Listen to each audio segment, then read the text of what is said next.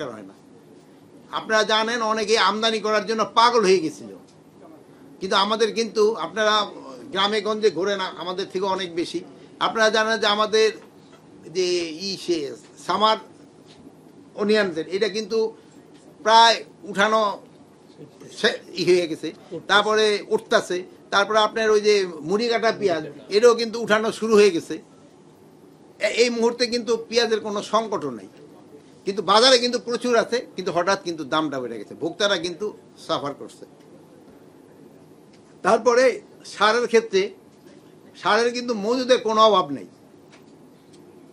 তবে আমরা কিছু কিছু ক্ষেত্রে মানে নিরুৎসাহিত করতে চাচ্ছি তামাক উৎপাদনটা নিরুৎসাহিত করার জন্য আমরা তামাকের সার দেওয়ার ক্ষেত্রে আমরা একটু খুব তাড়াতাড়ি একটু কড়াকড়ি আরোপ করব, যেন যেহেতু তামাকের উৎপাদন করার পরে তামাক খেয়ে কোনো লাভ আমাদের কারো নাই, এটা খালি ক্ষতি ছাড়া কোনো কিছু নেই।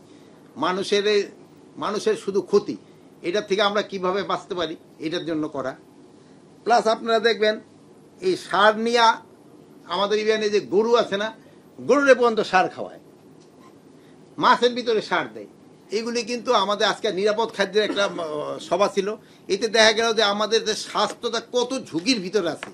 এই জন্য আপনাদের ভাইকে আমি অনুরোধ করব এই সব সার ব্যবহারটা যেন কমে আনা যায়। আর হলো সবচেয়ে বেশি হলো করতেছে এই যে সারেই দেয় যেটা ওই যে কি কীটনাশক।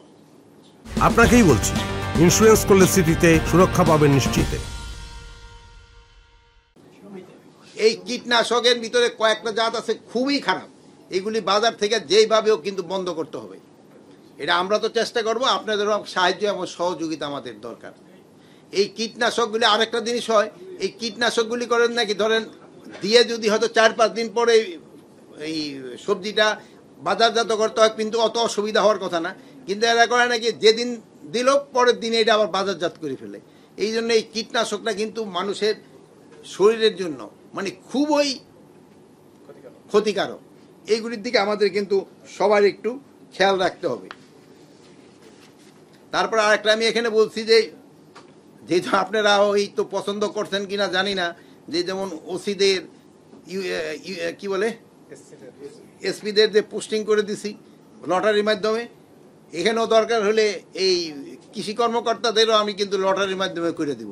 এর মধ্যে 2 জনকে কিন্তু আমি লটারির মাধ্যমে করছিলাম, আইসি নাকি এনে এরা 2 জন আজকে আসে নাই, ওই 2-1 টপ সমান সমান হয়েছে। আমি বলছি লটারির মাধ্যমে যার কভার খুলবে সে দাম একও ক্ষেত্রে আসতে হবে, যেহেতু তারা অনেক আছে ওই ভালো জায়গায় খালি ভালো জায়গা খুঁজে।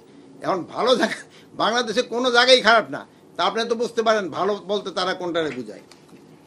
আর একটা জিনিস হলো আপনারা জানেন যে এবার কিন্তু আলুতে কৃষকরা কিন্তু খুবই সাফার করছে। আমরা আলু চাষিদের আমরা একটা ভর্তুকি দেওয়ার চিন্তা ভাবনা আছে, যেহেতু আলু এই নতুন আলু যদিও কিছু কিছু আসছে, বাট নতুন আলুটা প্রায় 15 দিনের মতো লেট হবে। এর ভিতরে যদি আল্লাহ আল্লাহ করে পুরান আলুটা চলে যায় সবচেয়ে ভালো। প্লাস আমরা ওই নভেম্বরের ভিতরে ইনফ্যাক্ট সেরা খালি করতে চাই, কিন্তু কোল্ড স্টোরগুলি, কিন্তু আমরা বলছি না, এবার ডিসেম্বর পর্যন্ত তাদের রাখতে হবে। এই আলুটা ডিসেম্বর পর্যন্ত রাখা যেন কৃষক অন্তত তার আলুটা পুরা বিক্রি করতে পারে।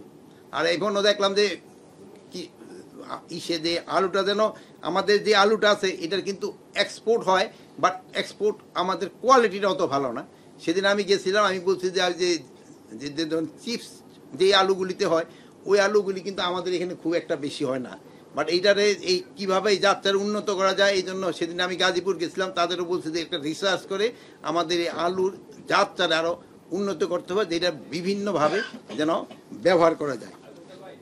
এই আলু যেহেতু গতবার উৎপাদন ভালো হয়, কিন্তু এই কৃষকরা অনেকটা লুজার হয়েছে। এই ক্ষেত্রে এই যে কি বলে এই পেঁয়াজের ক্ষেত্রেও আমাদের কিন্তু নাই, কিন্তু হঠাৎ এই দাম বাড়ায় দেওয়ার পর কিন্তু আমাদের কিছু ইম্পোর্ট করতে হচ্ছে। এই ইম্পোর্ট করার পর দেখবেন দামটা কমে যাবে, আজকে কিন্তু দাম কমা শুরু হয়েছে। অনেক সময় আবার বেশি কমে গেলে কিন্তু আবার কৃষকরা লুজার হয়ে যাবে, ওই আমদানিকারকরা খালি লাভবান হবে। এগুলির দিকে আপনাদের অনেক সময় খেয়াল রাখতে হবে।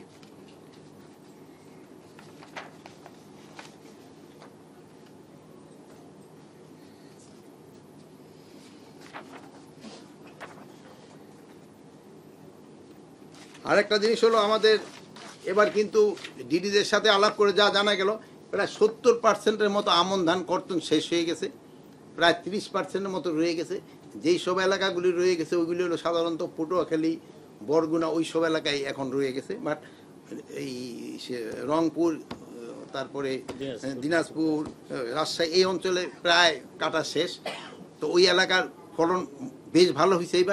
এবার ধানের যে তাদের সাথে কথা বলে যেটা জানা গেল, উৎপাদন যেমন বড়টাও যেরকম ভালো ছিল, এবার আমনের উৎপাদনও অনেক ভালো।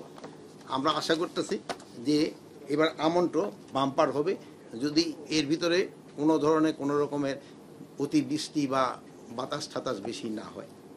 আর একটা সবজির ক্ষেত্রে আমি বলবো সবজির দামটা মোটামুটি একটা সহনীয় পর্যায়ে আছে।